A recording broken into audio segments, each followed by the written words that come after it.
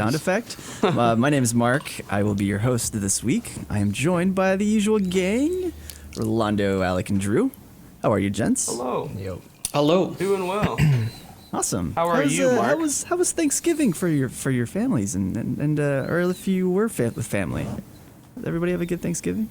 Yeah. I slept a lot and relaxed a lot. Awesome. Great. Awesome. Yeah. Glad to hear it. Yeah, how was yours, Mark? It was cool. It was nice and quiet. I made my own Thanksgiving meal. Wow, it was what'd very you make? nice. Wow, what'd you make? Turkey. A whole I made turkey? steak. I didn't Oh, make okay. turkey. I made steak. A little easier, Nice. I'd say. A little bachelor's Thanksgiving. Nice. Yeah, it was good. It was good. Thank you for asking. Well, we got quite the show. We got some more Kimi ni Todoke. We're going to be doing our Orashiri with episodes 7 and 8. We also got some winter ales. We got the Bocks. So I have the Einstock Icelandic Doppelbock, and Alec, you have the Flensburger Winterbock that you popped open. Yeah. That looks good. So Yeah, can't wait to get gloriously. into those. We also will be talking about some Higurashi, Dea Became a God, Journey of Elena later in the show, and we also got some news like Attack on Titan Season 4. That's going to be coming up pretty soon. Demon Slayer news, and of course other manga news. So yeah, let's get right into it. Let's start sipping on these beers and get right into our Orashiri. So Kimi ni Todoke episodes 7 and 8. 7 was the, like they all went out to get ramen and they hung out at Ryu's room. This is another wholesome episode. I was really enjoying this one. Kind of solidifies for me why I really enjoy this show. Mainly because you get moments like this where it's just very wholesome, like banter back and forth between very likable cast. I think like that the biggest thing for me out of this episode was like we get more like solidified ships. Like obviously we know that Sadako and Kazuhaya sort of have an interest in each other, but we started seeing like speckles of other ships, and I don't know if you guys are also setting sail as well, but I'm just kind of curious what you guys are thinking about these other characters, because I wasn't quite expecting like side characters as well to be as featured as much in this show. So I don't know, Rolando, why don't we start with you? What are your thoughts on these other side characters? Not only getting fleshed out, but possible romantic interests. Oh, you mean the most obvious one, which is Ryu and was it Yano? The fighter. Yeah. She took out 99 dudes, but she couldn't take out the 100th. Yeah. That was him. She loves Yeah. him because of it. Oh damn. He wants a boring girl, just like main girl. That's not what he said, but Or is it? it's kind of funny because bland. he's pretty like obvious with what he's saying, but she doesn't get it obviously. So I think it's nice to see the focus on everybody, because this show actually has, or the story itself has a very strong supporting cast. And I think that you kind of have to show these other characters and their interactions, because if you're just showing Sawako and Kazuhaya, then you're just gonna get like tired of it super quick. Yeah. And you kind of see in like episode 8 like just why it would get tiring, because now that you have like Sawako realizing her feelings, it's gonna, like, you need something to kind of change things up. And so like showing some of the other characters' interactions and their relationships, I think is good. But the one I'm kind of interested in is Pin Sensei and the other girl. Yeah.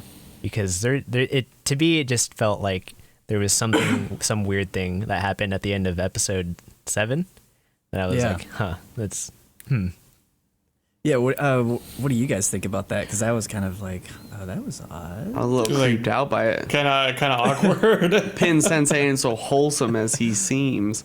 Yeah, it doesn't seem so, chill. But I mean, he's supposed to be like early college, right? Like he's like an assistant teacher, I'm assuming, I think. Yeah, I think so. And they did ask like, oh, is your boyfriend in college? He's like, yeah. Yeah, so that was another thing. That you bring up an excellent point though. That's like what it could be one of my questions, and it's a good segues. You know, do you think that the show, or I guess other shows in general, do you guys, you know, agree or disagree on like the side characters make or break a show? Drew, what are your thoughts on that? In a show like this, absolutely. Like, it's like what Rolando said. You can't have a show that just like kind of centers on like two people, especially in the format that it is, where it's like 20 some odd episodes.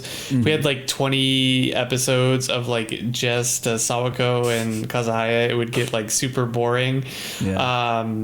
And so it's like super good to focus on this. And like the thing that's like pleasurable to watch about this show is exactly like what Rolando said, is like the characters are strong. You like want to know more about them, and it would be natural for high schoolers to, you know, want to get involved with, you know, members of the opposite sex, and it wouldn't just be these two people that we concentrate on. You know, they would obviously, it's kind of like when, you know, in episode 8 where they're, or 7 or 8, I can't remember, they're all, you know, sitting after they ate ramen, they're like sitting, and like girls, dudes like, oh, you call him, and she's like, it's like a classic like high school thing to do. And so like if it was just that and we didn't have any other development other than like their friendships, I think it would be okay, because, you know, the friendships are super important, especially for Sawako's development as a character.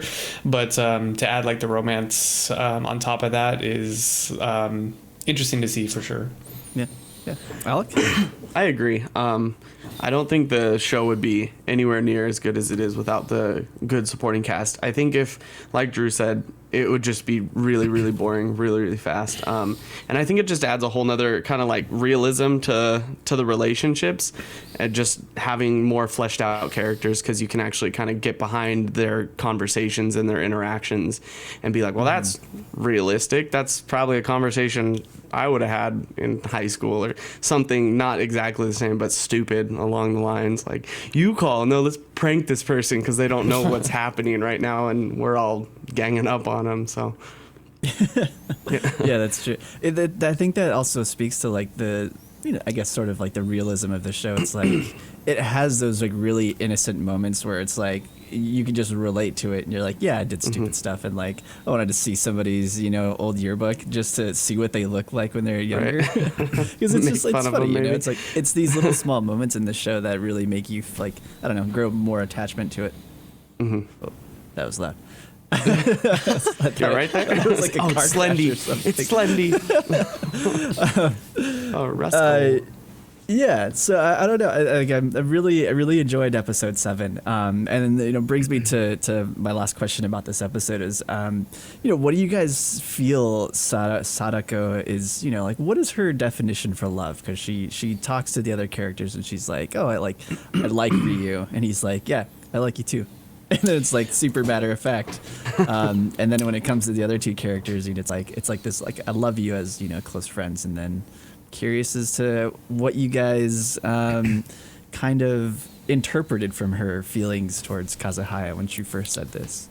Have we had this conversation before though about like the meanings of love and like the different types of love, especially in Japanese, like they have like several words for it. So I think it's like it's up to like I think it's like up to that interpretation. You know, like friendly love versus romantic love versus like familial love. You know, all those kinds of things. It's clear that, you know, she has like this, you know, love for her friends, but is starting to, I think, come to grips with her feelings of like romantic love for Kazuhaya. So I don't know. I think that's where, I mean, it's always where the show's headed, but that's where my mind goes. Yeah. I definitely think she's confused, for sure, because it's like if she hasn't even had friends long enough to understand like friendship love, because she was like, well, I think I like you a lot, right, guys? Like, and then to tack onto that like romantic love for a boy, it's just like her head's exploding. So that's kind of what I got out of like that whole interaction.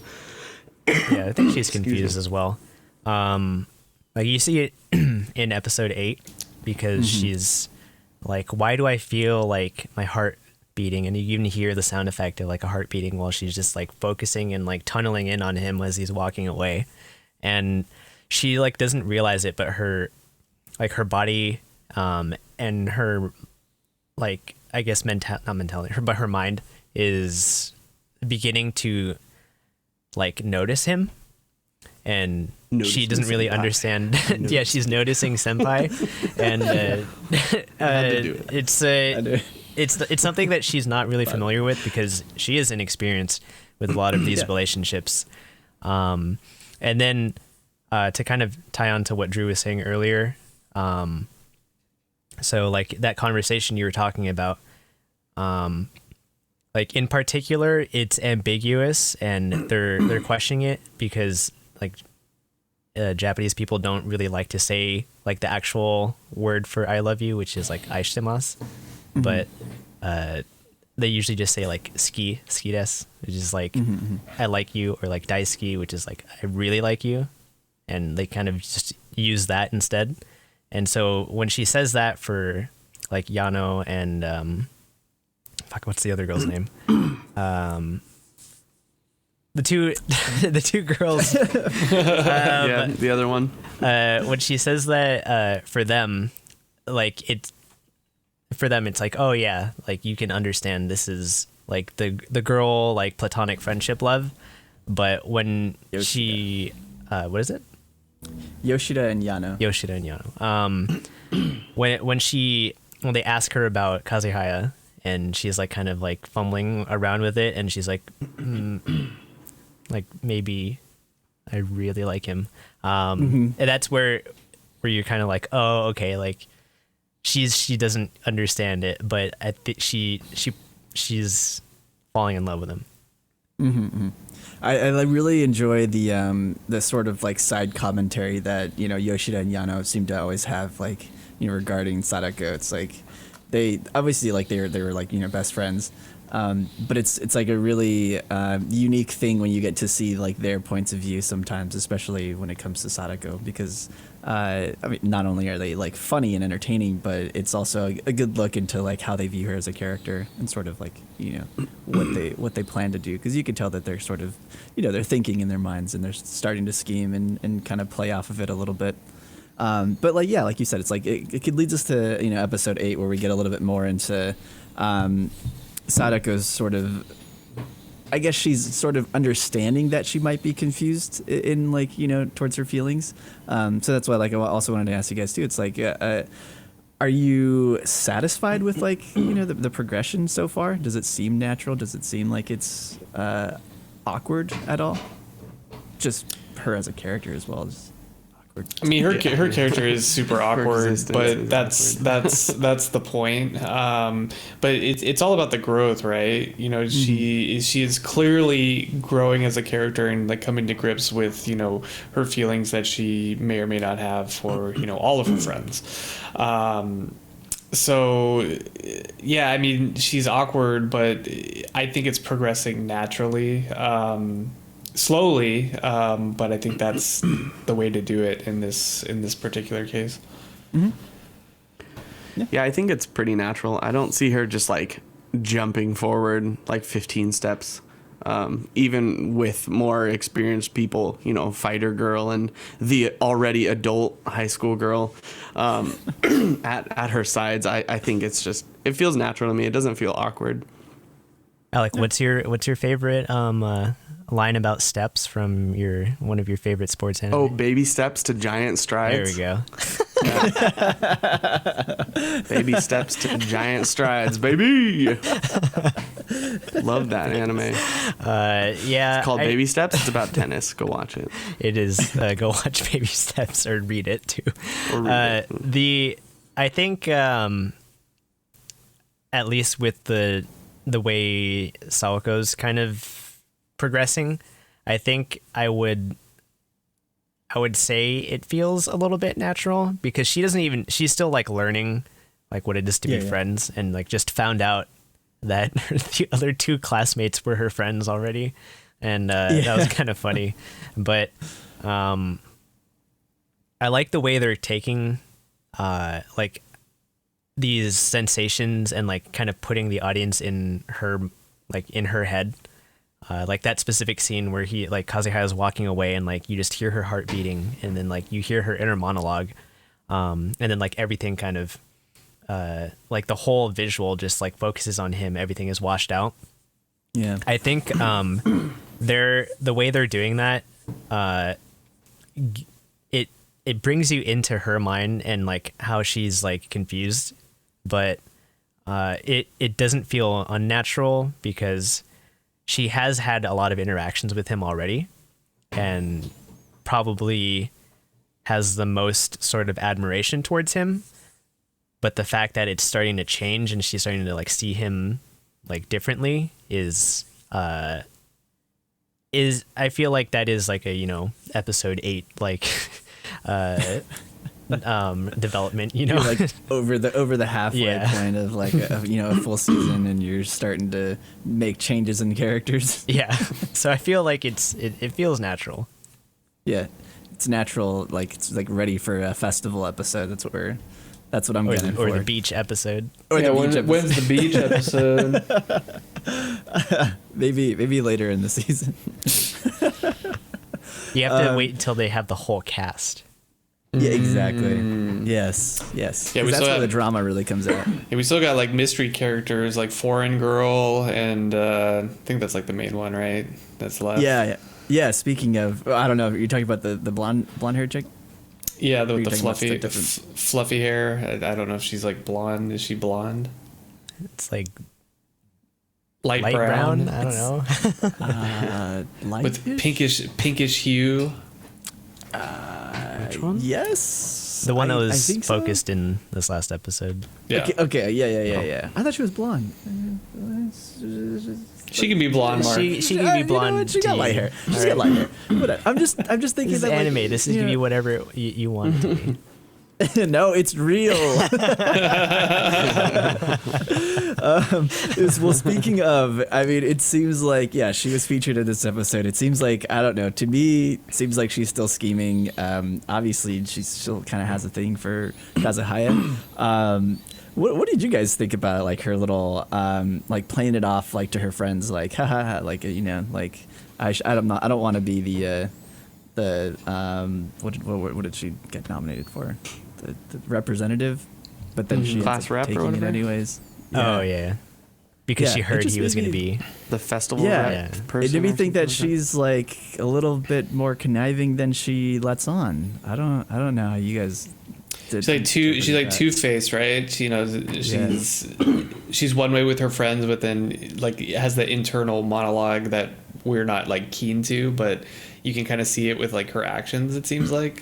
But the thing that's weird about her is like they keep hinting at all these things, but they haven't actually like gone into it. So it's like we're here like guessing. She could be like the nicest person in the world, and we're just like total assholes about it, about her character.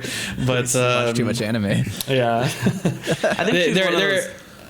No, go ahead. There has to be like some sort of main conflict, because like we got like the initial conflict of, you know, the rumors and all that stuff, but we never really kind of found out like truly like who started them and things. Like we have an idea, but I don't know, we need like a main character conflict to kind of like vie for Kazuhaya's love, and all fingers are like pointing to her, but still haven't confirmed it yet, I guess. Yeah. I think she's one of those characters where, like, to her friends and outwardly with everyone in public, she's gonna be like, "Oh no, ha ha ha," and play everything off and be that sweet girl. When just because if he were to ever, you know, go talk to these people, they might tattle on her and say how she's like a mean, crazy bitch, and so she doesn't want that, even if she is conniving. 'Cause I think secretly, deep down, she's like, "This fucking bitch," and she's planning and plotting. Whoa. Fingers Thanks. like this. Maybe. That's what I think. Maybe. Her soul is. I don't know. think it's interesting that, like, you know, we have all these ideas about her, but we haven't even seen her and Kazuhaya really like interact that much. Like they said like 2 lines to each other in this episode. But it for some reason it seems like they have, you know, like this like rich history together. I guess Rich. rich. I mean, like they went to middle school, and it's like everybody seems, you know, to like automatically like put them together as like they're going to be a couple, like it's inevitable. But it's like we haven't really seen any hints of that so far, besides from them, you know, being in middle Yeah, school. they just said but- like you've been close for a long time or whatever. yeah. Yeah, I don't know. Called the friend zone. Yeah. Maybe. She got Maybe. friends. Yeah, friend zone. I mean, it kind of seems like Kazehaya like his friend zone like everybody, but like yeah, it's like in a sort of positive way. Like he just hasn't given anybody a chance, so you're just automatically in the friend zone. Yeah, I think his character is the type of character that doesn't really care about that kind of stuff. And like now that we know that he played baseball in middle school, he seems like more of that like free spirit, gets along with everybody, but it's not until like that one, like I guess that one moment or like that one person comes that he's just like finally notices that he has like I guess the Feelings. capability to like have romantic feelings Emotions. for someone, and Yeah. that's kind of what we see happening in this story. So it kind of makes sense that he's kind of friend zoned all of the other female characters that are just his friends. So Yeah. like it sucks for them, but Such is I life. mean, that's not what this story is about, right? that's not what the focus is. Yeah, I mean that's true. That is a good point though. It's like what is his like reaction when somebody, you know, like truly comes to him and like he also feels the same way, and it's like, you know, how do others react and how does he react himself? Because it seems like not that he's like a crowd pleaser, but it seems like he wants to make everybody happy. And so I don't know. I worry about if he feels like that may come in the or get in the way with, you know, bringing others happiness as well, or bringing himself happiness. I mean, Usually I don't does. know.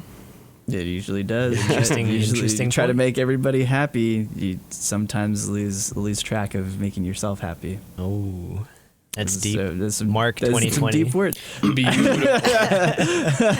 Been there, you know. Like sometimes you got to experience some stuff. That's why it's like looking back on the show. It's like, oh man, high school. Like, you know, Simple feel for these times. kids and yeah, the simple times. Like been there, and it's like you know, I've experienced this stuff and.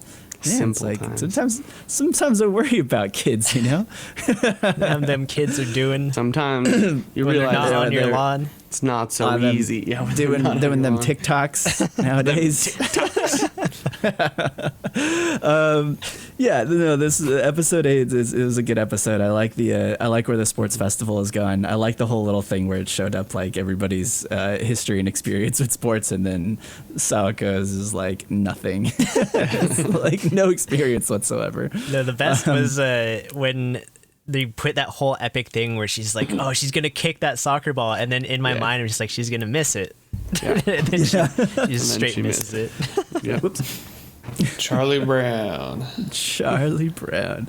Yeah, I was like, oh wow, she actually gonna hit that? No, all right. Except he didn't need I don't it. know She why. didn't need any help. That to would have miss been it. that would have been a development where you're like, "That's bullshit." Yeah, if she just kicked it, instant goal. Like no. Just completely pro. I like the progression though that it's going. It's like she wants to try, and that's why I really like her as a character. It's like you can tell the effort that she's willing to put into things, not only in like her friendships, but like sports. I'm sure she had no interest in trying or trying to like be better at sports before, but you know, you got Now she's friends that trying. will help you. Yeah, it's very touching. Well, and the fact that she didn't want Yano and Yoshida to take time out of their day to help her. Yeah. I feel like I don't know. That's kind of interesting. I don't know. Do you guys feel like that was like right of her? Do you feel like it's she should have asked anyways? I feel like she should have just asked. I'm sure they would have been happy. She's like very selfless, right? And Yeah. we saw that like even before this episode when, you know, she's like saying it's like, well, I don't even know if I'm worthy of being their friends, and they're obviously like, duh, idiot, like you're a friend. So she's still learning. She's like still trying to like understand like what her role it is and like how she can like what she can and can't do in the friendship, and she's like scared to make mistakes because she from her past, you know, she's like one little thing has kind of burned her, and so she's like scared to, you know, make those different kinds of mistakes. So it makes sense that, you know, she would kind of just, you know, do it her own way because that's kind of how she's done it every time anyway. That's true.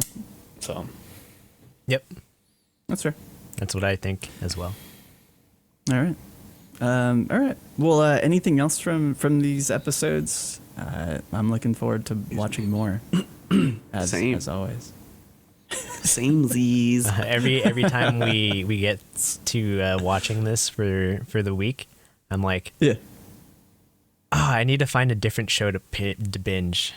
Because like it gives you Right. that urge to binge it. You're just like, I can't though. So like, what else is like this and is bingeable?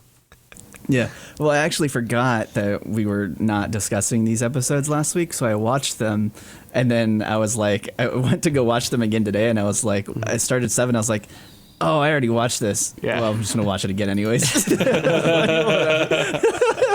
So, I mean, it's a Easy. good show. Yeah. It's like, well, whatever. A little refresher. Little You're just getting refresh, refreshed on it. Yeah. Yeah, exactly. Yeah. Little Yeah. splash of the face. I just want more so bad that I'm just gonna keep rewatching. I'll the same rewatch 2 the same episodes for 2 weeks straight. Every day, just don't watch care. the same Every episodes day. for the next week. Groundhog Day me. I've memorized these 2 episodes. He knows every detail. Every detail. Yeah, did you guys notice the flowers in like at minute 2? Oh shit. Oh my yeah, I bet you God. didn't. Bet you didn't. They're in the bottom left corner. Yeah, they were there. there. All right. Well, next week we will discuss episodes 9 and 10 of Kimi ni Todoke. So follow along, watch along with us. We'll be back here again It's good. You won't to regret. talk more. Yeah, no regrets. No All right, regrets. Cool. Well, let's get into these beers. Alec, you're drinking the Flensburger Winter Bock. You want to Yeah. start us off? Let us know how that is. It's good. It's That was very just a single good. one, right? It's like a single. No, I bought a 4-pack. Oh, yeah? The bottle, yeah, I bought a 4-pack because I had the I can't remember what style it was, but another Flensburger beer, and it was really really good. I think it was the. Okay, well I'm not gonna try because I forgot, but it was really good. So I figured this one would also be really good. Kind of like when I bought the Sam Smith, I also got a 4-pack of that, knowing it would be good. There's just some breweries you're like, nah, I need It's worth a it. few. Yeah. So Yeah, this one's really good though. It's you can see it's like amber colored, and the head lasted a while, and it's super super thick and foamy. Very appealing. Smells malty and caramely and delicious, and tastes pretty much like that. Malty, caramel, honey, maybe some light hoppiness. Very simple, very clean, very delicious. Bach is like an underrated style that I really Totally. enjoy. Yeah, absolutely. That's why after I bought this, I was kind of thinking, I was like, I haven't had a Bach style beer in forever, and I actually am not even entirely sure what makes a Bach style beer. So I was like, we need a lesson. So I went to read as well. But that brings us to our sort of recurring segment. It's been a while, Alec. It's why been don't a while, you- yeah. Why Alex don't you Sensei. learn us? Alex I'll Sensei, learn you. because I have a very different Bach, so it's a double Yeah. Bach, and mine looks entirely different than yours does. It's Yeah, his very Bach dark. looks Yeah. different than your Bach. Yeah, my Bach looks different than your Bach. Hey, whoa! So- hey, easy now. So this one is just called Take it away, Bach, Alex Sensei. German Bach beer. So I don't Bach know me up. if it's a Doppelbach. Oh my God, Bach Come me in up, all Scotty. sorts, shapes and colors. all right? But let me just jump right into it. So I'll go with a little bit of the history of a Bach. The origin is from a northern part of Germany. A lot of people say the origin is from a city, from the city of Einbeck, sorry, and they were brewing this as far back as the 1400s. But then, as the style kind of made its way down through Germany into Munich, people started mispronouncing the name of the city to Einbach instead of Einbeck, and then they named it that, and then it got shortened to Bach.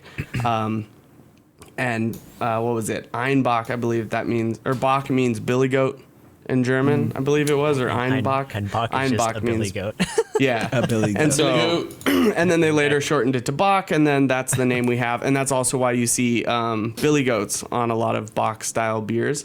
And I found some information about the billy goat, like some lore behind why the billy goat is there. So some people say that because the beers are released in winter, spring-ish, it's around the astrological sign of the Capricorn, and so that's the tie-in with the billy goat there. And then one other reason is kind of like a witty reason, which is there tend to be stronger beers, and so it gives the kick of the goat, and that's All right. so that's a little bit of that. But and to answer your question, Mark, what is a Bock? It's a bottom fermenting lager of German origin that typically spend extra time in cold storage during winter months to smooth the intense flavors during the brewing process. There you go. Nice. That's what it is. All right. Yeah, and then a little more. There's 4 styles: Doppelbock, Yeah. Maibach, Eisbock, and Weizenbock. And you have a Doppelbock. I'm not really sure what this is, to be entirely honest. It just says Bock beer, but judging by the color, it's probably like a lighter Doppelbock. It could be a Maibach, but actually it could be, because it says it's like paler and hoppier, but it's not hoppy at all. So Yeah. That was a great explanation, Alec. yeah, a little history, a little. Wow, thanks. You're just waiting for that. Yeah, that was excellent. Because I mean, the only thing that I really knew about a Bock was that it was malty and it just has a little bit of hops. That's all I really knew about him before Pretty this. sure that's all there is to it. I mean, it's like it's like so basic, you know. It's nice knowing like the history of like a rich beer like this, because it's like I was like when I was reading up on like what exactly a Doppelbock was, just I was reading this like story about monks that first started, or not first, but like were brewing this style of beer. They would let them ferment a little bit longer, and they would like pour more malt in them, so they would be like bready.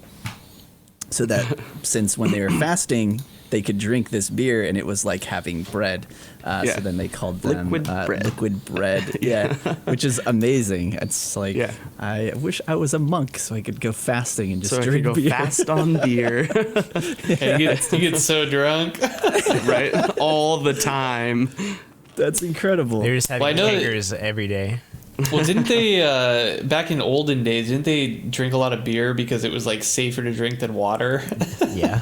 Gotta want Yeah. to. People were getting like dysentery, Dysentery. and because you like had to heat up the beer, it would kill all that. Instead of boiling the water, they instead brewed the beer, and it was safe to drink.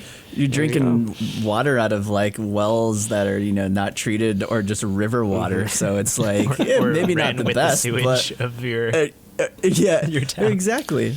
So why not drink some beer or some water that has been sitting and Yeah. been sterilized essentially? It lasts longer too than just standing last- water. Yeah, that's true. Standing water.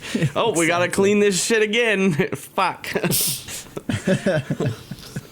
All right. Well, thank you, Alex Sensei. I appreciate the lesson always. No problem. Cool. Well, I'll talk about this Doppelbock a little bit because this is different. For some reason, it's got a bit of a kick to it. It's like not exactly what I was expecting. It's almost like spicy in a way, like on the tongue. But I think that's just because I don't know. I don't know if the kind of spices they put in it, or if it's that like seasonal kind of spices. Maybe like some like allspice or something. Like it's got like a punch to it. But it is very malty. And I like the sort of roasty flavor that it's got going. It's like dark chocolate, I think is what they put in it. Yeah, dark melted So it's like a chocolate. blend, Yeah. like a yeah. new take. Yeah, Sounds this is actually yummy. it's very tasty. It's very tasty. I like this. I like this a lot. So, all right. Awesome. Well, Would you buy it guess- again? Well, I have a sixer of this, so I still have Oh, okay. So you 5 don't need more. to buy it again. I don't need to buy it again, but I would recommend it though. I think that this is actually very good. I've only had a few beers from Einstock, But they seem to all be like pretty decent. I don't know if I've had one that has like completely blown me out of the water or just just been like amazing. But they've all been like relatively like solid. Like I don't think I've had a complaint about a single beer. I think the Icelandic, their white one that they had is probably my favorite. But this might be a close second. I'm really enjoying this one, and I still want to try the one that Rolando had. 'Cause that That's one good. sounds interesting too.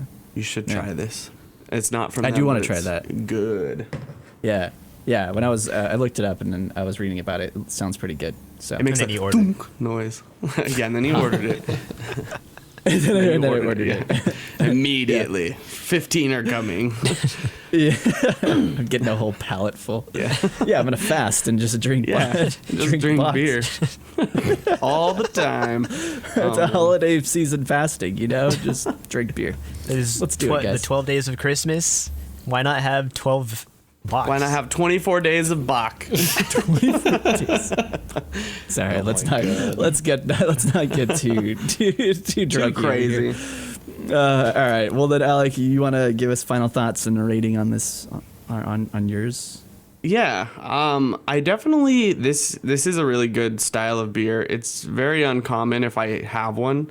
They're harder to find, at least here in the States, on the Western coast specifically, because I don't know exactly how it is elsewhere. But it's nice when we kind of get these styles because it is really good. A well done Bach seems just crisp, clean.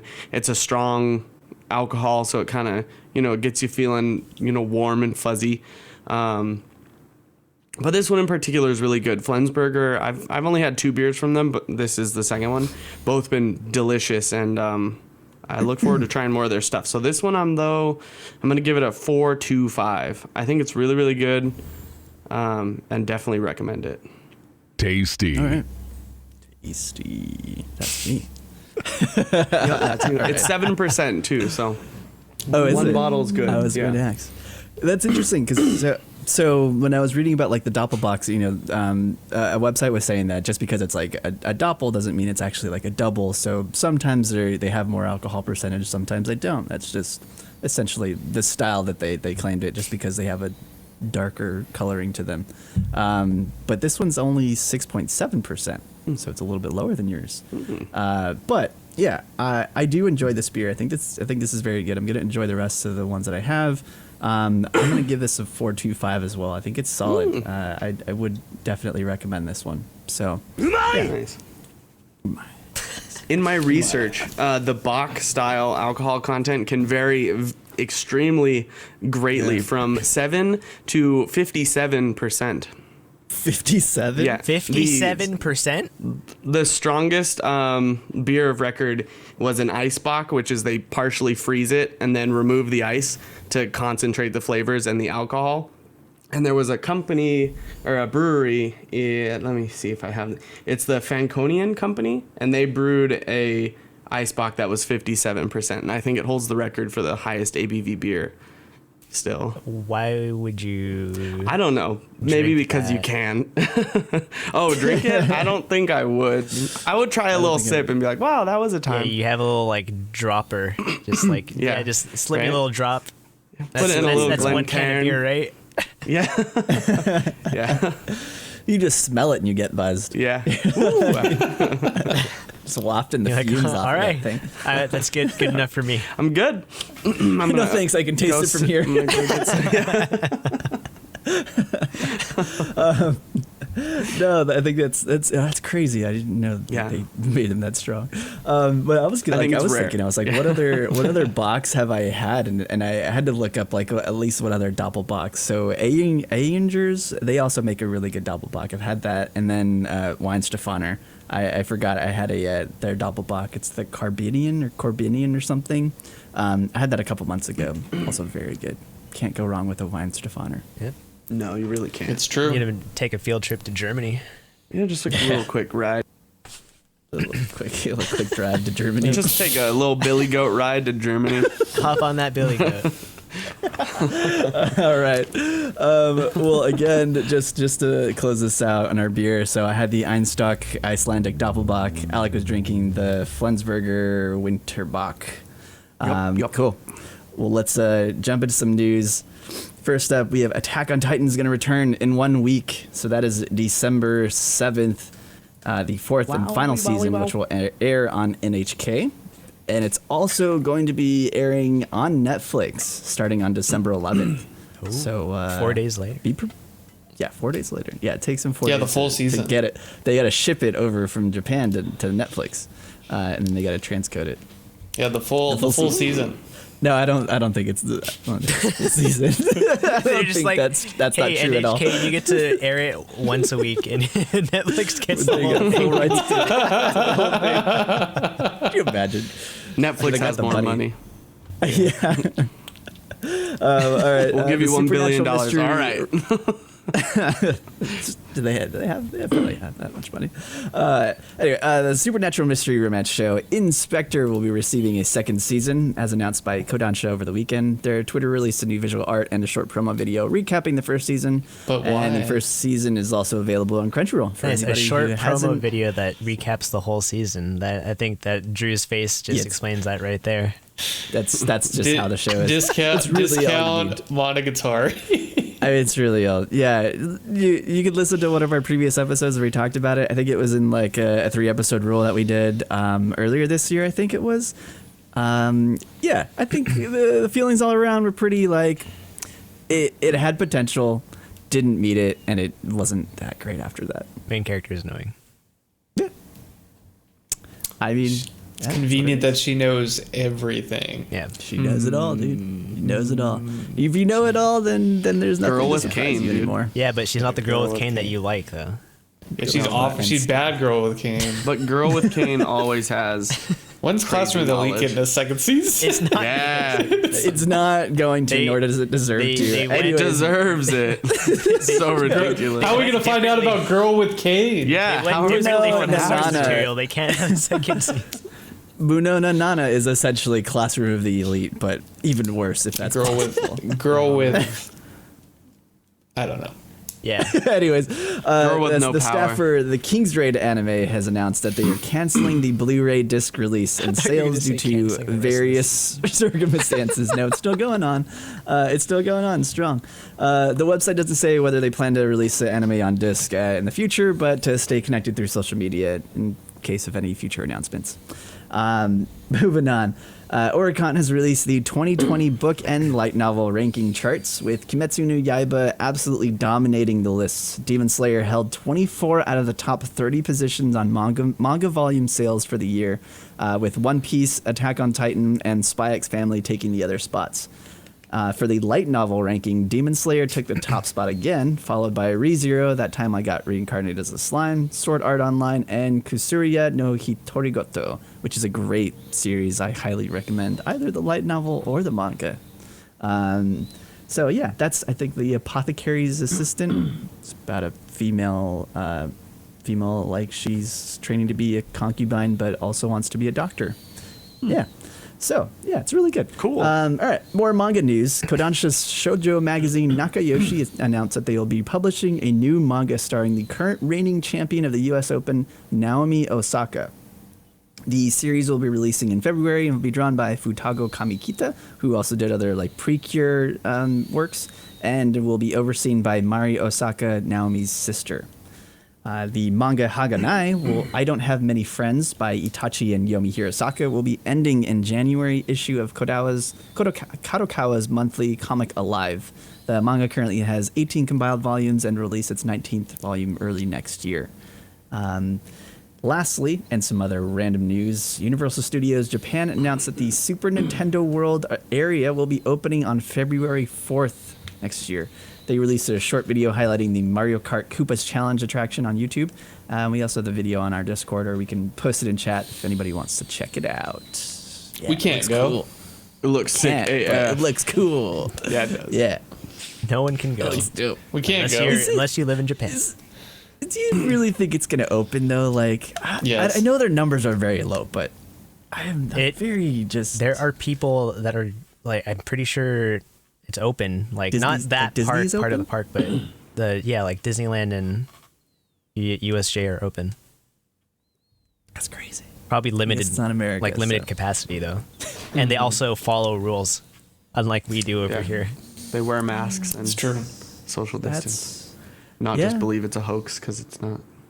yeah. I mean, that's a thing. It is a thing.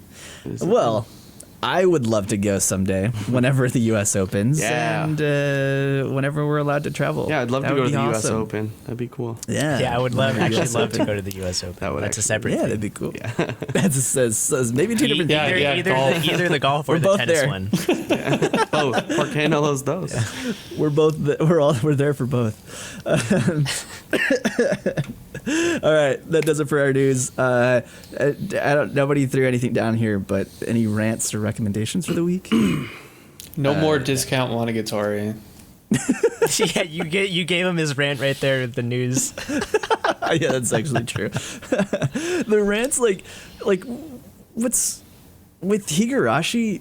When was the last time we had a good like mystery thriller show? We haven't. We haven't. That's why I've been Not for a while. asking for the mystery genre to reappear for years. I mean, and this is great. Like, don't get me wrong, I love Higurashi, which we'll get into next. But I mean, it seemed like that was such a big genre, like, you know, like early or like mid 2000s to like early like 2010s. Like, you know what I mean? Like, there's just so many shows, and then now everything is just so lackluster. I don't know if everything's been done already or if people just don't care with bothering to make a great mystery. It's hard too because there's so few like good mysteries and there's like a ton of really crappy ones, and I feel like it's hard to make like a really good mystery.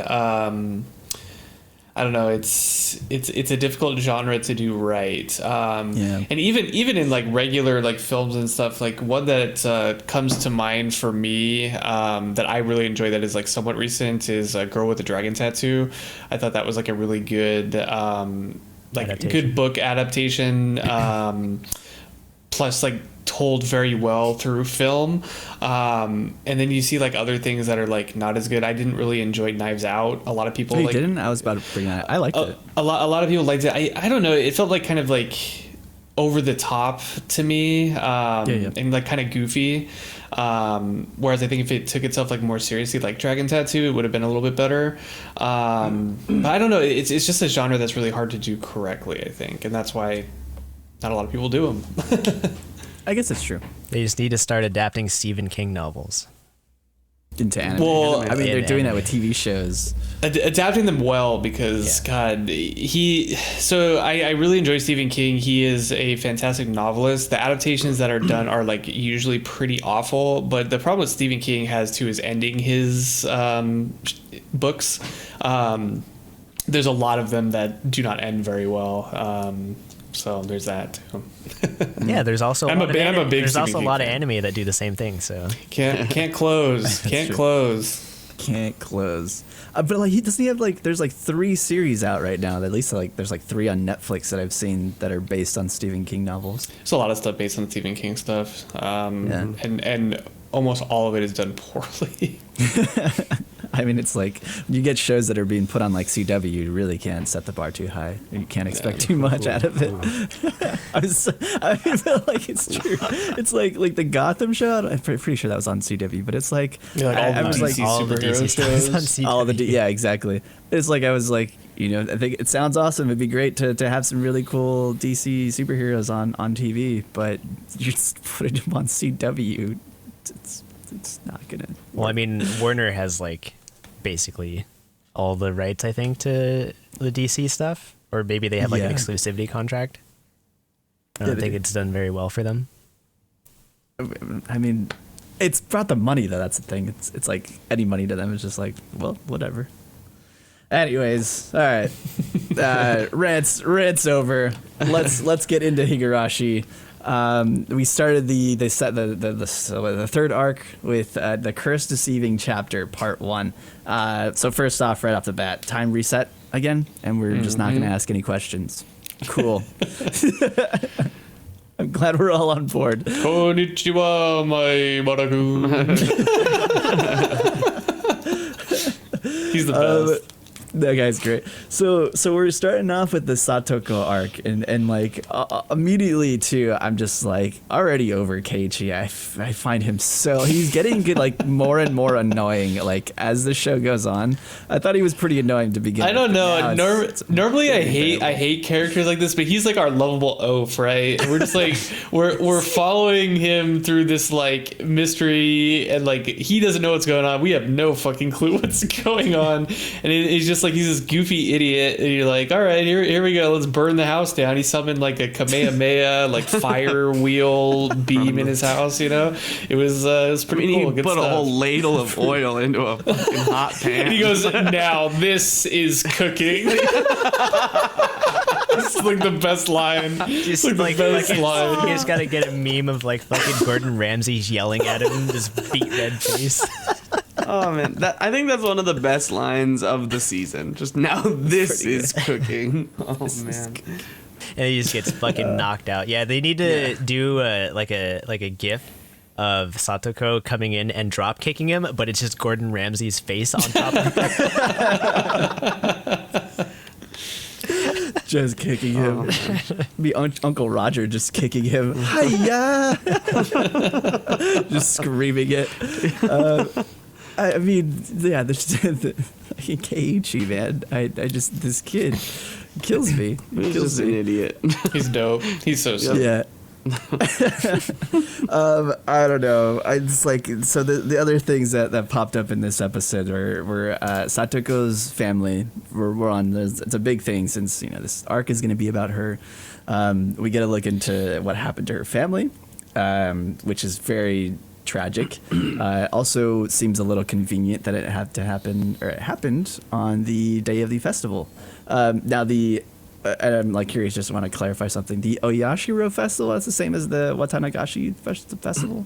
Yes, Same the Watanagashi is that ritual that they do where it's like they wash the cotton in the river. Okay.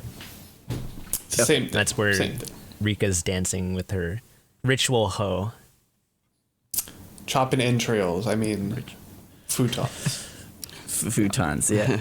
Yep. Futon. Cutting up right, them so- futons.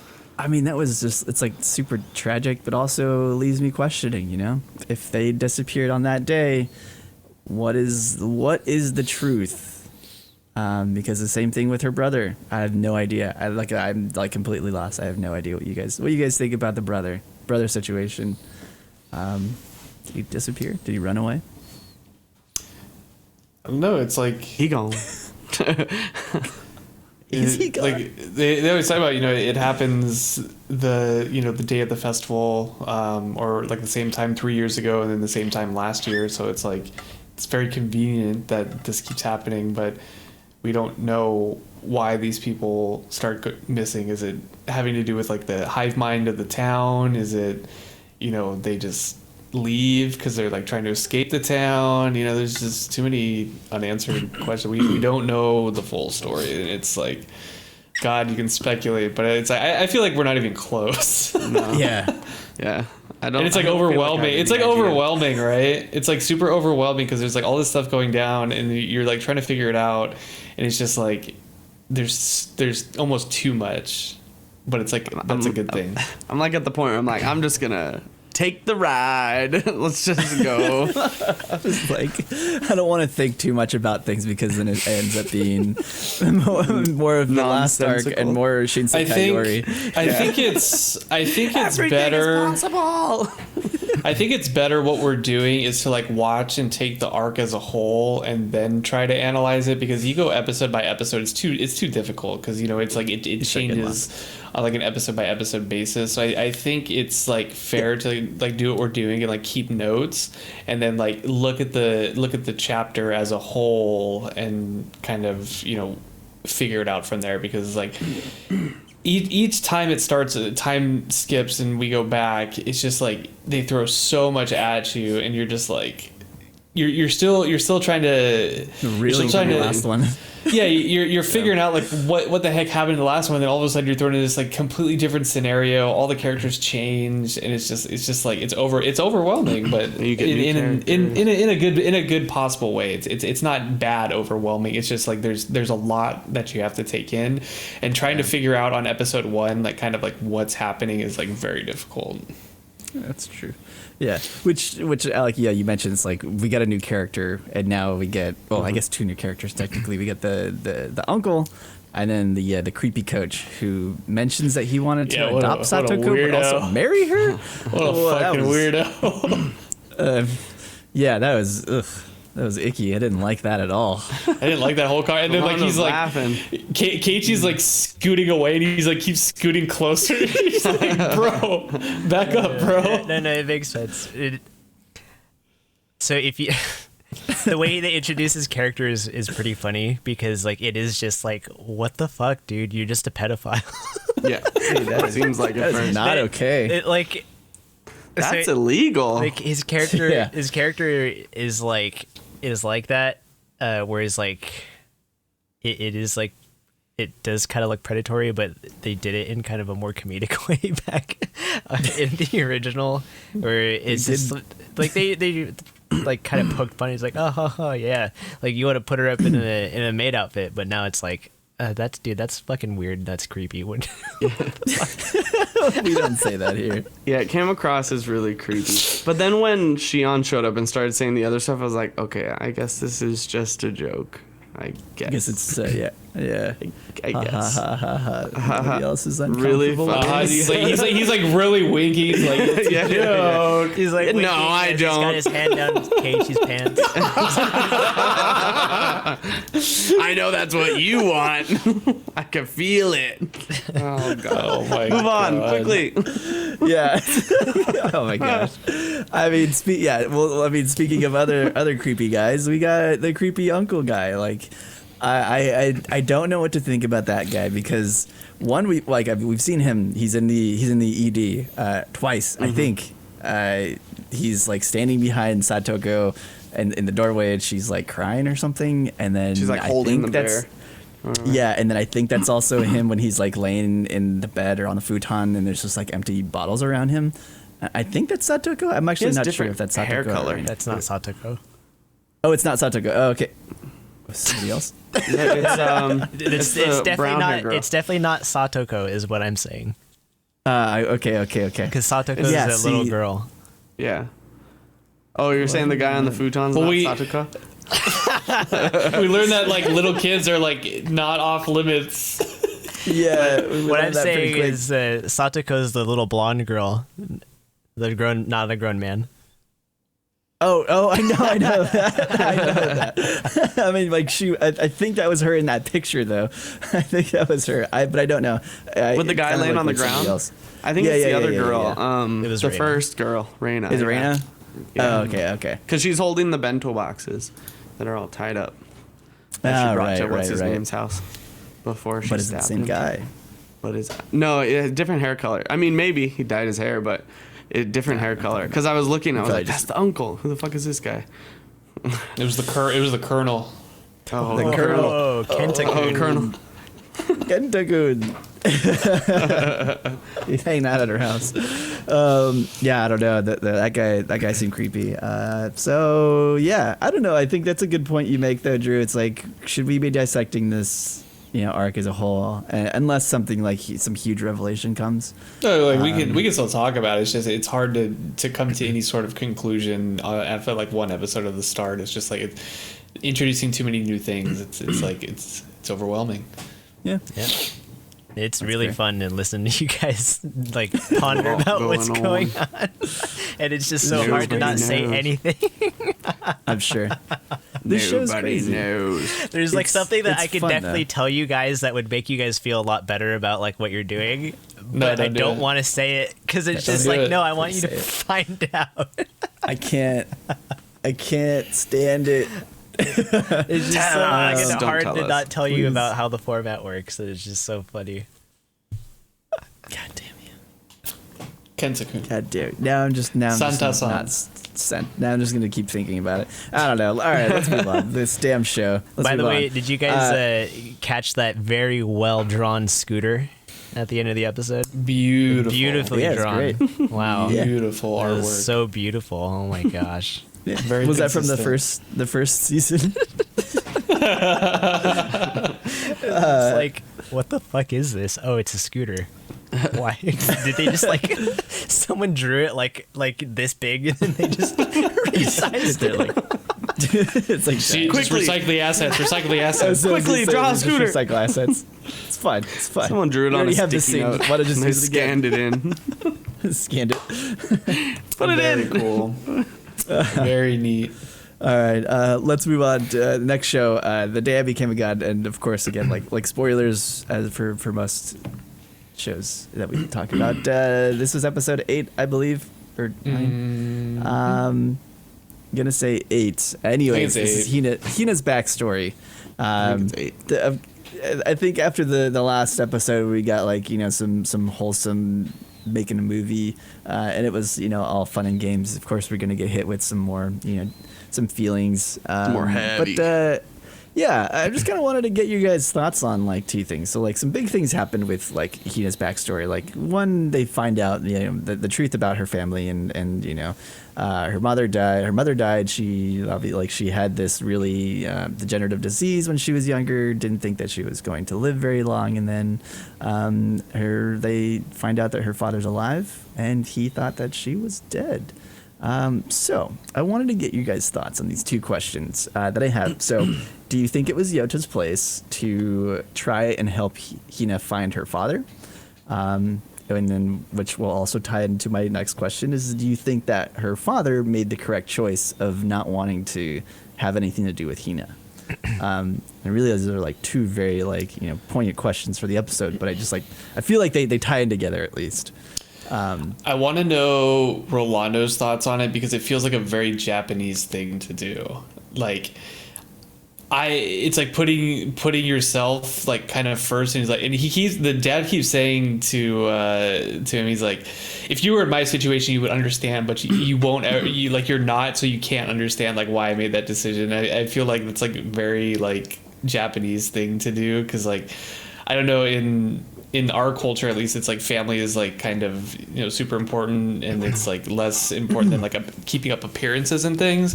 And I don't know, for them it feels like not that she was like an embarrassment, but he's like embarrassed that like he brought her into this world and she like had this disease, so it's like I'm just gonna like leave and that's it. I don't know. That's how I kind of felt about it. Well, and that's the thing, right? He's like, I'm a doctor. I was informed about this. I know about all the treatments and stuff. It was never going to happen, so I just like cut all ties and like pieced out, which is like so brutal. But that's exactly like what happened. That is what he did. I mean, that's true. Yeah. He said, "I'm sick of this dead weight. It's destroying my new life." Later. To answer your first question, was it okay for him to kind of dig up the past? It's like, I don't know. He feels some sort of bond with her over the time that they've spent, and I think he put himself in the situation. He's like, well, I would want to know. But that's like being really selfish. I think he was like being kind of selfish in the situation. So I don't know. I'm kind of torn on like whether or not it was like the right thing to do or not. I'm kind of leaning to like not. It's like you don't want to like butt into other people's affairs, but it's like he also like wanted to know, so it was like kind of selfish. So I don't know. I'm on the fence about it. I don't know if it was the right thing to do, but I definitely think his choice was naive. Because he doesn't know the full situation, so he thinks he's helping, but whether or not he actually is, there's no way for him to know. And I think the dad did touch on that, saying like, you're innocent, you're naive, you don't know what's going on. But then to answer your other question, I don't, like, from my perspective, in my opinion, I don't think what he did was right, the dad, just ditching his daughter who he couldn't communicate. And like there's lots of situations where people are in comas and they don't just ditch them. And it's like, yeah, Fuko, she should have been ditched. But anyways, So, like, to answer the first one, I don't know if it was his place. Probably not his place, because Hina wasn't even really. She was like, well, this is for you. Anyways, I'm not going to be able to stop you, so fine, let's do it. But I think his intentions were pure, which is good, because he was trying to help. But then, like Drew said, he's also a little selfish, because he wanted to know, and then he's just naive. So it's a hard. There's real no, like, yes or no for me. I think so. I'm kind of with Drew here, where I think his actions were pretty selfish, because the way he's looking at it is, okay, Hina, you have this father, and like you should want to connect with him, right? Like he's putting his own projection of like what he thinks is good for her onto her, and then she's just kind of playing along with it. So it's very like selfish, because he's not actually considering what she wants and feels, but she's just going along with it. And so that's why I think he wasn't actually being considerate. He just was tricking himself into thinking it was a considerate thing to do, because she says she didn't have any interest into doing it in the first place. And there was no, I guess there's really no meaning behind it, like whatsoever. Like she says this at the beginning of the episode, and he's like, well, like really, you don't want to go do this? And it's like typical of like people that have that sort of personality that like really meddle with everything. And I feel like, so if we go back to Drew's question, I don't think that's like a common Japanese like trait in like their society, where they're like meddling all the time in other people's affairs, because generally Japanese people enjoy space, like their own boundaries. Oh no, I wasn't asking about the meddling. It was more of like the dad's like reaction and him like abandoning Hina essentially. Yeah, I thought it was but more like a social thing. We could talk about that too, but like in terms of like in like respecting like people's boundaries and like that's like kind of like a big thing for them. And yeah, like leave matters private. Yeah, going into like he's essentially like inserting himself into her predicament and saying this is what you need to be doing, and like that in itself I think was very selfish and not kind at all. And you see the repercussions of it, because he finds out that her dad's an asshole. But like I guess it makes sense if you look at it from his perspective, because he's like, well, for me she's a lost cause. There's like, I'm a doctor, there's no cure, so while she's walking around okay right now, she's just gonna die, so why am I gonna reinsert myself into that situation? And I get it, it's not, I don't think it's correct, and that's why he keeps bringing up the whole thing where it's just like, well, I'm an adult and you're a kid. You don't understand things because you have less experience. And that I feel like is a very like in general Asian culture thing, where like adults and older people will always view themselves as having more experience and knowledge, and thus like wisdom, that kids like Yota that are just kind of being cheeky and trying to assert their own sense of like justice are just naive. And that's what we saw through this. He even sees himself. He's like, I guess like ignorance was better in this situation. And like it actually hurts him more than it hurts Hina, because she's sees, already like used to it. Yeah. She's accepted like everything. So I think he like the way the father acted was probably also in a sense of like keeping his own social standing like clean. He's just like, let me wipe everything off. I'm not going to take in this girl that's just going to die again. So like I get it. I feel like that might be more what Drew's like wondering with the whole like, is it like a Japanese thing? I think that's like a more Asian thing in general, like trying to keep your like not keep your airs about you, but like you try and keep your matters and like the way other people view you socially clean. And so I think it makes sense like what happened, and I don't think it's the right choice though. In both cases, like I don't think it should have happened in the first place, and I don't think the father's reaction was good either. Yeah, that's fair. Because I mean, I agree. Like, I don't think that Yota made the correct decision. It is very naive and sort of this innocent thinking that, your father's alive, you should have a relationship with him, and you want this. I don't think that was the correct choice.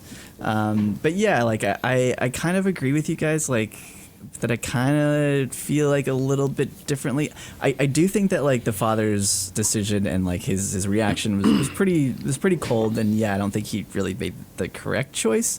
But I think that he made it more of like a personal reason too, simply because it's like you have to understand that like this guy essentially grieved for his daughter and his wife and moved on, had a new family, and it's like he doesn't want to lose any sort of like feeling for that. And it's like now that his like daughter is alive and he knows that like there really isn't any future there, like I don't think that he could have any sort of future. And I think that he's understanding that and sort of made peace with the fact that he has no choice, and it's better just left as it is. And it's sad to say, but as it is to just completely ignore it and be oblivious to it.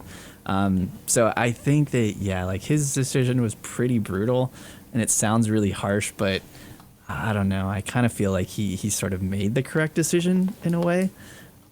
Just the way he went about it was pretty dickish. But I don't know. So the thing that also makes me curious is the wife's reaction to that too. It's like when they showed up, she was saying something about like, I don't want to go back. Yeah, I don't want. That was weird. And I don't know if that has something to do with the ending scene, with the super hacker kid showing up at the door. Yeah, I feel like maybe she knows something and sort of let on that there's some sort of inner workings between, I don't know, Hina's parents and the grandpa and this hacker kid. I don't know. I think things are sort of like up in the air right now with that. But yeah, the last thing that we have on here, which is it's a good point. So the symbolism of the goldfish, because it popped up a couple times in this episode, and also with the ED, I think is what it was. Mm-hmm. Who wrote this? I did. Did. So I just like, as we've been watching the show, I just keep watching the ending and go like, they keep having this goldfish imagery, and Goldfish, like it just keeps goldfish. reappearing. So I'm like, all right, well, like this isn't like any sort of fluke or coincidence. Like this is very like purposeful. So I think when I went and looked it up, so like goldfish in general are a symbol of wealth, fortune, and good luck. So a lot of people keep goldfish as pets because they are like trying to like bring in luck.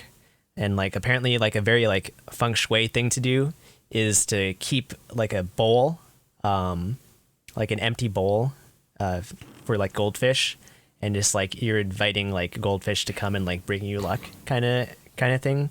That's what I was reading. And then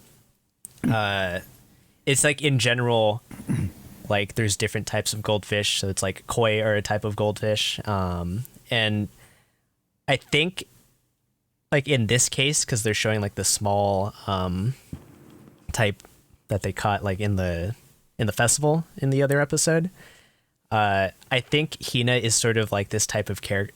This type of archetype is like a goldfish.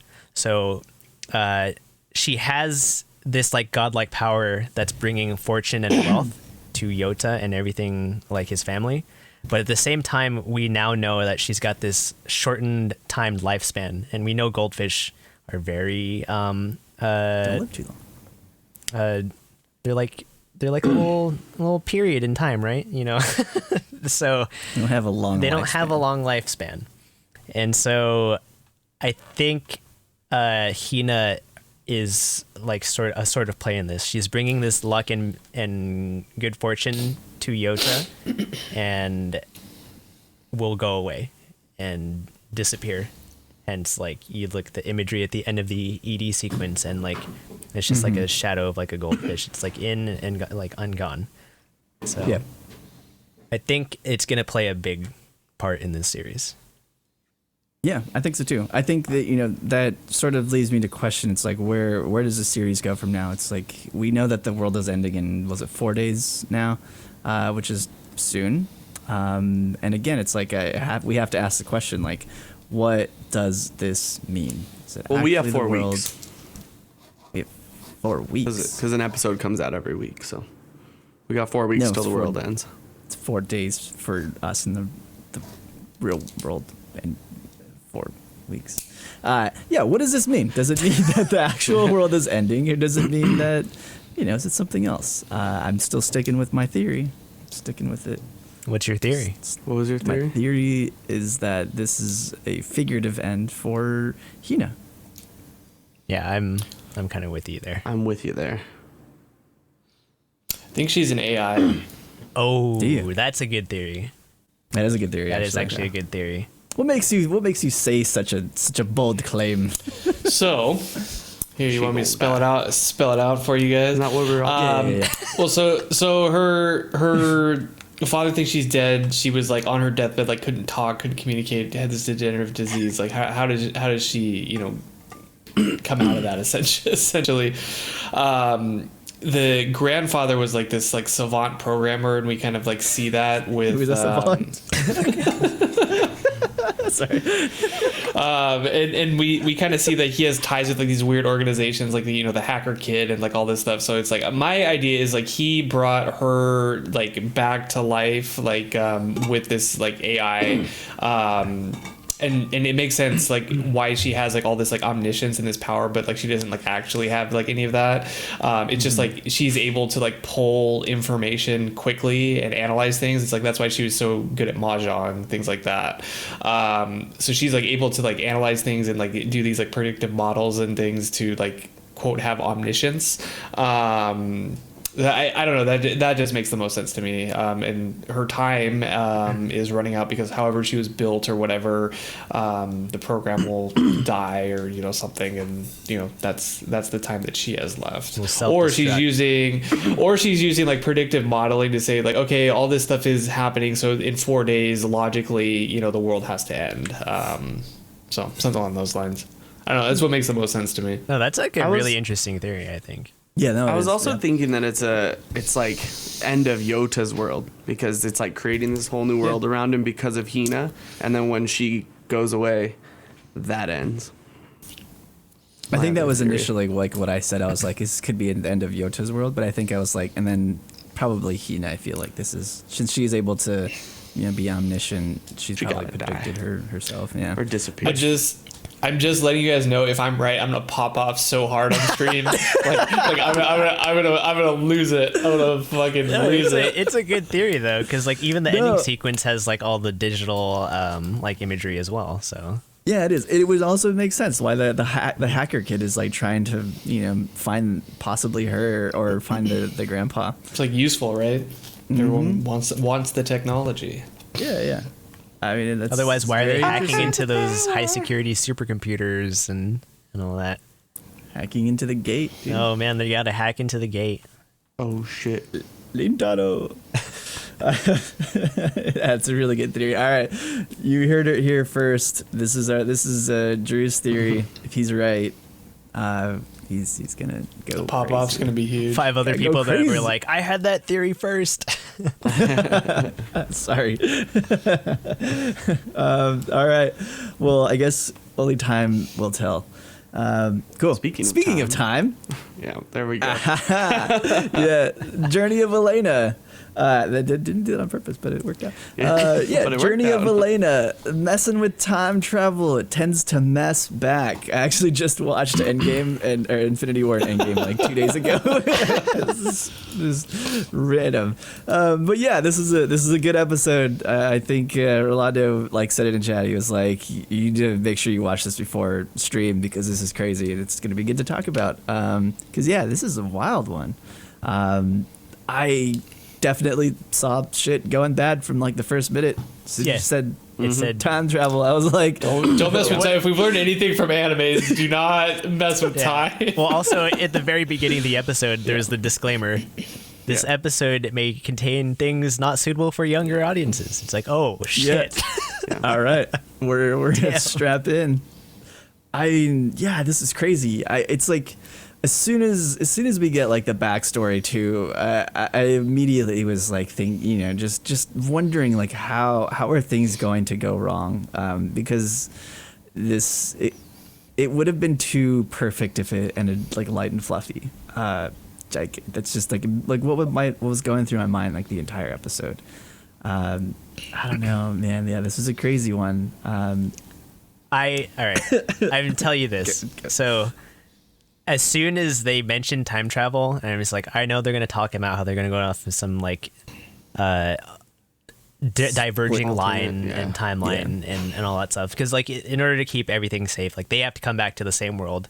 Like maybe the other girl like gets to the other world, but I don't think that logically would happen because technically her path would diverge and like there would be another her in that timeline. But I do think that one of the things that kind of struck me as odd was when she was talking about the story about the robber. I was like, huh, that's kind of weird. And like the way they had described what happened with like the girl, I was like, all right, that's a little oddly similar. And then so like as soon as they went back, I'm just like, dude, this girl is the killer. Like she's the one that like killed the parents. So this is what I keep saying is the problem with the show, right? Is you know exactly what's going to happen, and I had the same thought as this is going. I'm like, there's not going to be a robber. There's not going to be anything. This girl is insane. You know, she was put in that situation, driven insane, and ended up becoming a serial murderer.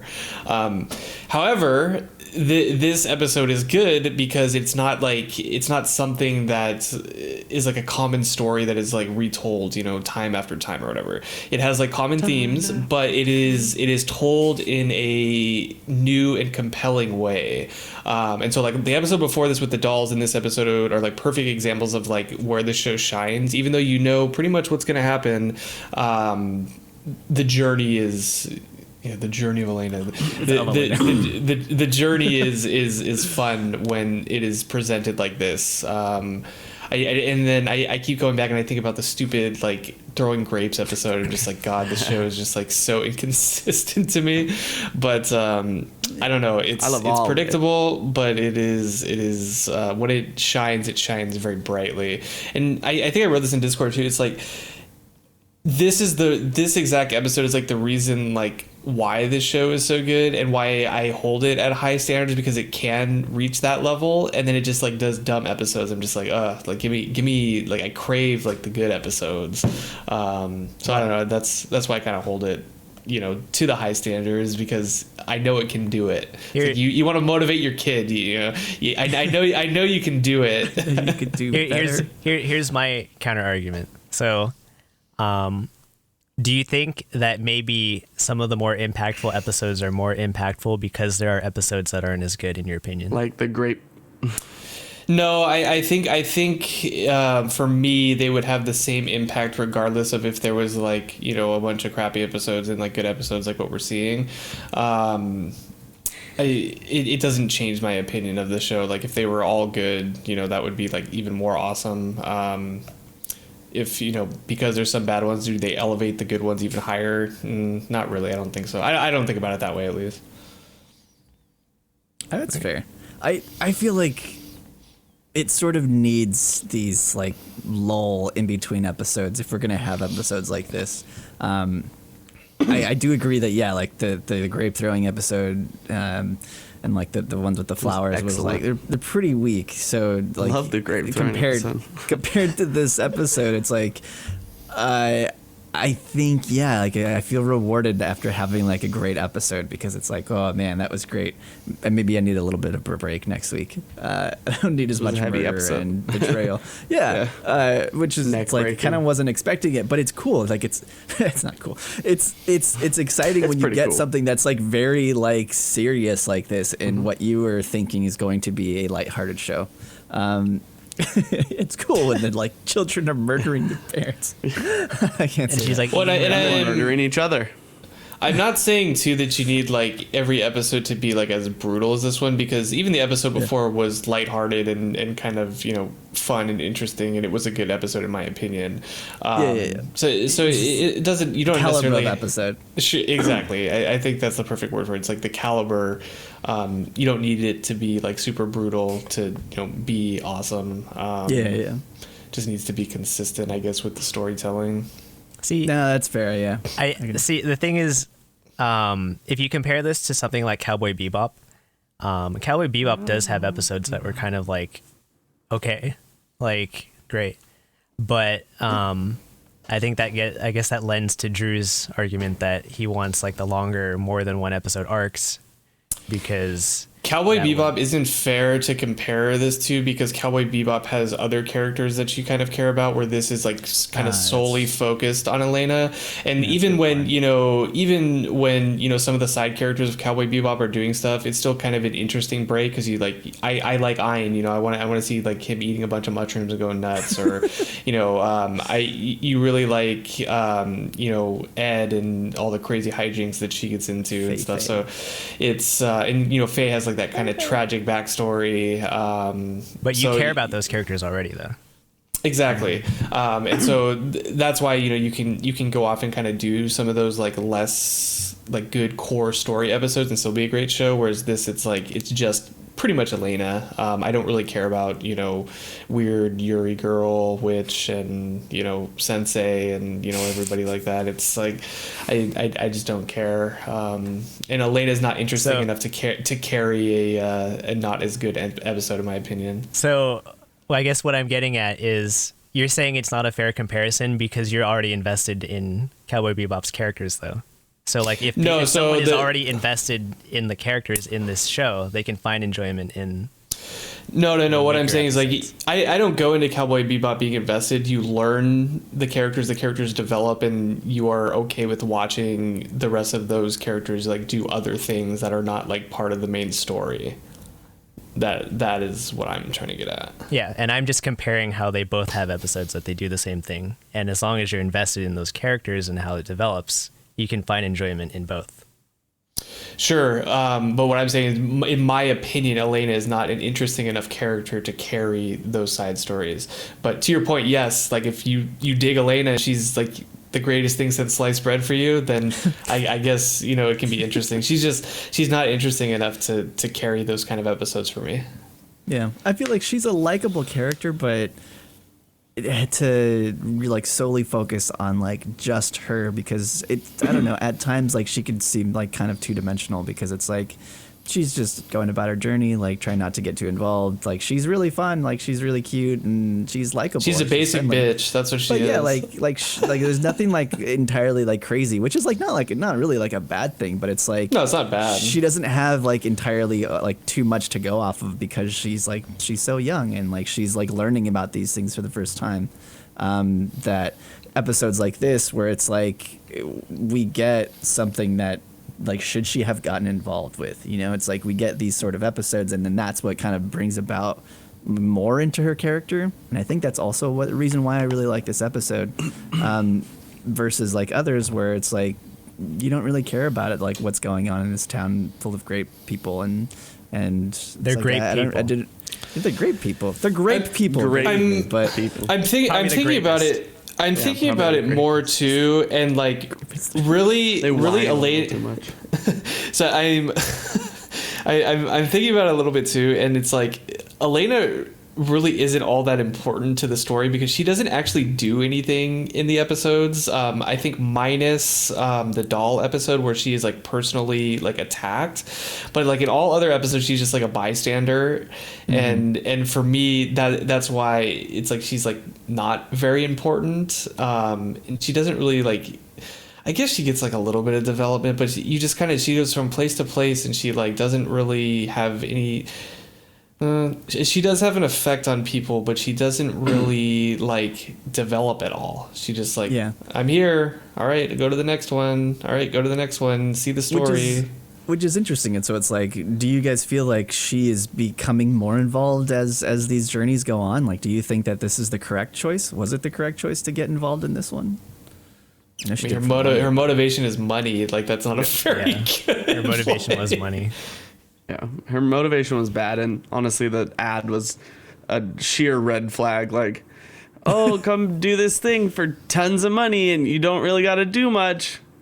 Yeah, I'm not gonna. Go through that. This sounds like a Ponzi scheme. So it's like trying to get Keiichi to go in the shed. Like, hey, you should go in that shed with us, even though people are getting murdered. I'm gonna do that. That sounds great. Like a great idea. Yeah, no, it definitely wasn't the correct choice, but she's also a child, and I think we do get very little development of her character, and this is one of those moments where it's like, well, we can definitely see her kind of learning from her mistakes and realizing that she is just 16 years old with almost no she's life 19. experience. 18. I thought the other said one was she's 13. 18. Oh, she Yeah, turns okay. 18, so she's 17. With like almost no life experience besides traveling. But to the point of the character being kind of boring, I don't think she's all that intriguing of a character. And for me, it's not her that carries the boring episodes. For me, I say this every week, but it's just like the journey itself is the main character to me. And I'm reading it as like somebody telling the story of all the places they went as opposed to all the things they did in those places. Kind of like reading a travel guide. Like, oh, this place is really cool for XYZ or whatever. And then there's a couple instances where something crazy happens and it's like, holy shit, this is a crazy story. And so that's why I don't really care that Elena's kind of lackluster comparatively to other like main characters. But I still like her. I think she's enjoyable. I have a I'm question. just not like, wow, she's amazing. I have a question. So I want to ask each one of you: do you enjoy watching travel vloggers? Yeah. No. If there's food involved. Okay, see, so that this is another comparison Gotta be that, something. that I'm gonna pull out. So like we had the slice of life, and then I feel like the way Alec is describing like the reason why he likes the show, like if you don't enjoy like watching stuff like travel vlogs, then you definitely are gonna get bored with some of the stuff that happens in this show. I will say it does depend on the vlogger. Yeah. Like if Well, the yeah. vlogger is absurdly annoying and horrible, no, I'm not watching it. But Elena's pretty average. She's, Like- cute kid. But doing like in terms of the shit. enjoyment you get out of this show, it's like you enjoy actually seeing the setting and what's going on more than Elena herself. In this And case, like yeah. you kind of like seeing kind of like the interactions that happen like on the screen versus Yeah, like the like her story she's personally doing painting something of and, the like, place, yeah. Yeah. So like to me it kind of feels a little bit like a lot of like travel vloggers will have like a similar thing where like you're literally watching the most boring fucking thing about like they're just walking around a town, but like you just like experiencing like little interactions that happen between people, just getting captured in the moment is sort of that same type of feeling, I guess. While not everything might be the most interesting, the fact that you are just witnessing these social interactions and like that's like a person's life and their day to day. And so like not everything can be this great thing, right? But sometimes you see like just two people having a conversation, someone's like gives a piece of candy to a child. Like that itself is like depending on the perspective, something that's like either great or something that isn't. But I think the fact that Alec enjoys watching travel vlogs does kind of lend to makes a little sense to I don't me do it often, why but- he can enjoy this. And like Drew, you said you don't like watching travel vlogs, so I get like you probably want more of like the actual involvement of like seeing things. I like happen. food travel, That's what I'm talking about. but I It's gotta want have to something to go eat engage you. eat the food. Yeah. I love That's the thing food with like travel too. vlogs. It's like I would rather be there and experience it myself than watch somebody else experience But it. you can't always be there.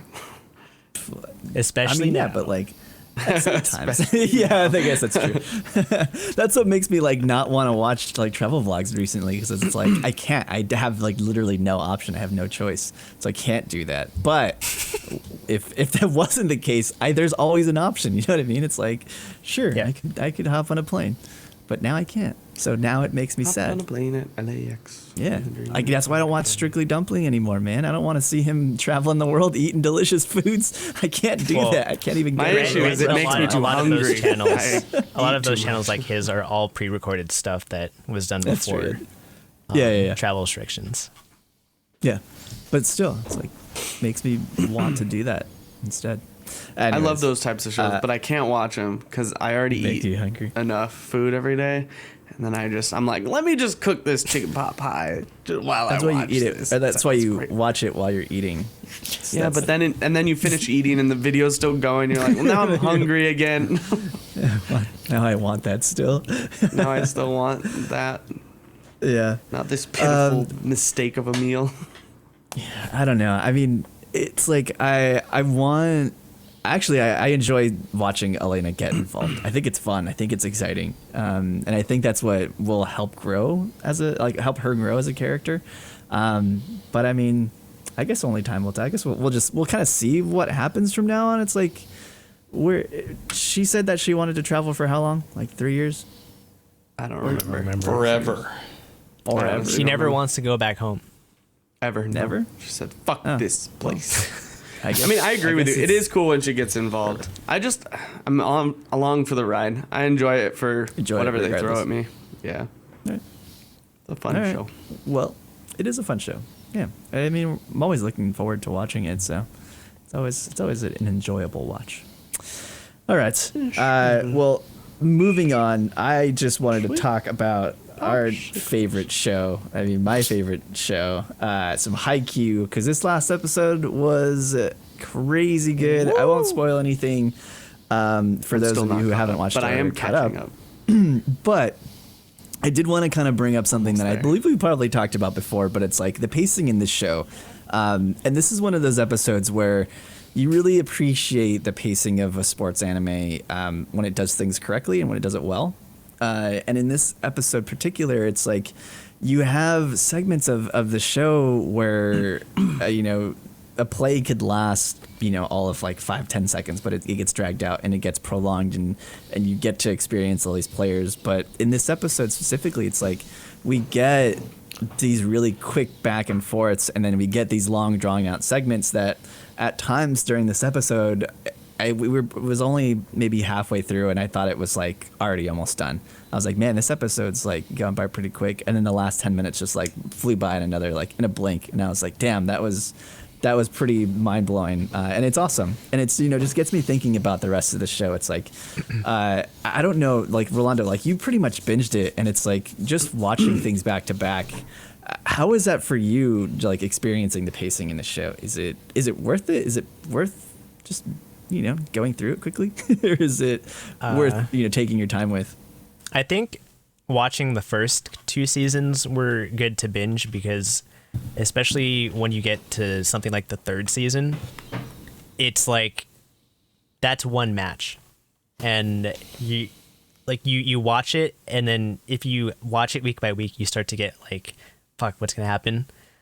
But so like the instant gratification is there, but I think in this case, I'm fine waiting the week to week to give like time to reset between, because the episodes are so good and the pacing is done really well. Like this last episode did a really good job, I feel, at getting you emotionally invested in what's actually happening on the court and like what's going on, and like they pull you a certain way and then you get to this moment that's like the sort of climax of the episode and you're like, oh. And then you're like, you remember, like, like, oh shit, like, yeah, like we kind of forgot about this, and this like character that is there, and you're like, oh shit, all this character development that this character had from like 2 seasons, 3 seasons, it like kind of culminating here, and you're like, oh, wow, like it. Yeah. It's now just that's getting brought back. yeah. I feel like it's a good payoff. At least, even the episode before this one, I thought like they're pretty poignant. Like with like that episode was very poignant with the episode title, because like on both sides you have like your hero character, and it's like they've just been doing like a good job with like making each episode like stand out on its own, and at the same time together with the rest of the series. Yeah. Yeah, it's interesting, like watching this season week to week too is like kind of weird, because obviously, man, I want to know. Well, I do. It's like I want to like keep watching it, and I want to like finish out the season as quickly as I can. But I also like don't want it to be over in a way. Yeah. But like when you get to the seasons where the entire thing is like one match, I mean it's kind of crazy, because a match could last maybe like an hour or so, I think, and you stretch that out into 20 some episodes, or no, it's like 15, right? Yeah, it's kind of crazy. But yeah, I mean, I think once this season's done, I kind of want to have another discussion about like characters, at least in this season, and just how they fit in with the previous seasons, because there's a lot of really good characters in this, and we've seen a lot of them shine in different ways that obviously weren't there before. So And Alec, speaking of before characters carrying a story, sports animes, if when they're done well, I like do that the best. Like the characters, Yeah. they're just and that's I think I have one thing to say about like binging versus not binging, and I enjoy them both equally, I think, because binging, you get that like you have the suspense and then the immediate gratification. You're watching them so quickly that the hype just keeps building within you, and you're like, oh my god, this is amazing. But then when you watch it like week by week, it's like, oh my god, the suspense, and then you get the payoff next week. It's like a sneeze, you have that tension, and then you release and it feels so good, and then you're like, oh, I got tension, and so it's like that every week, and it's just like a different feeling of enjoyment all packed into one little wonderful package. All the sneeze. We call they sneeze. Yeah. Yeah. That's especially true with Haikyuu, I think. If there's one sports anime and you're not a sports anime fan to watch, I feel like Haikyuu is probably the one I would recommend. Absolutely. It's a good show. It's Not excellent. Keijo. No. Oh, maybe that's No. That's for degenerates. Baby steps to giant strides is my Keijo for the true degenerates, Haikyuu Baby for steps everybody else. to giant strides. Literally everybody else. Yeah, I don't know. Well, so like speaking of other sports shows, did anybody want to talk about sports climbing girls, or we can just talk about that later? Yeah. No. Jude's That's one kind of that an does it awful like character. not that great. Yeah, she couldn't fucking move from the starting Yeah. holds for like 5 months. That shows how great of a character she is. I want to like her character, I but don't. then I also don't. They make her so unlikable. It's like brutal. I I like the I cat kinda feel girl bad, more than but I her don't. at this point. It's like Yeah, she kind of annoys me. she does, but not as much as Jin. Yeah, I guess it's true. Jude, my personality is sports climbing. I love being at the No top fun. and looking down. You can't have any fun in your sports climbing club. Get out of I'm here. gonna teach with that. kids how to not have fun. Yeah. All right. Any other shows that you guys want to talk about? Bring up? Mention? Rabbit Cafe is godly. Is it? Yeah, I got a It Rize episode. Ooh. Rises She to fights, is good. fights with her dad. Yeah. Oh no. Have you seen her dad before? Yes. Yeah. Okay. I think in the second season. I was gonna say, I don't think I've seen her dad. Yet. Yet. I'm still watching. I finished the first season this past weekend. Good. Very good. Good job. Yes. Very You're I'm nice. gonna keep watching. It's good. It's fun. It's great to watch and like, I don't know, play Genshin or something mindless where I'm like kind of paying attention to both. But it's always fun. He uses half of his brain for Genshin and half of his brain for watching the Cute Rabbit do. Cafe girls. I split my brain. That's fair. impressive. All right. Well, then I think that about does it. I'm doing it right now. I think that about does it for this week. Thank you guys for joining again. Just wanted to say it one more time. So we were drinking the Einstock Icelandic Doppelbock. Definitely recommend. And the Flensburger? Flensburger. Flensburger. Flensburger. Flensburger. Flensburger The Winterbock. Flersbender. I put my R in the wrong place, all right? Flensburger Winterbock. Yeah, I'll just go check that one out too. You can check out all our socials. Head over to our website. It's animeondraft.com. We have links to everything on there. Our Twitter, our Instagram, which is at Anime on Draft Podcast. Follow us. We also have our links to our Discord on there, or also on our Twitch page. So you can go to our twitch.tv/animeondraft, where we are streaming Mondays around 7:30 p.m. Pacific time.